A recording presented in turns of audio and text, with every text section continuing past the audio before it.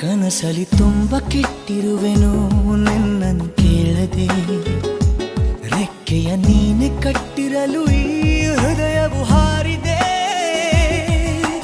ನನ್ನ ಕೌತುಕ ಒಂದೊಂದೇ ಹೇಳಬೇಕು, ಆಲಿಸುವಾಗ ನೋಡು ನನ್ನನ್ನೇ ಸಾಕು. ಸಹವಾಸ ದೋಷದಿಂದ ಸರಿ ಹೋಗಬಹುದೇ ನಾನು, ನನಗಾಗಿಯೇ ಕಾದಿಟ್ಟುಕೋ ಹಠವೊಂದನು.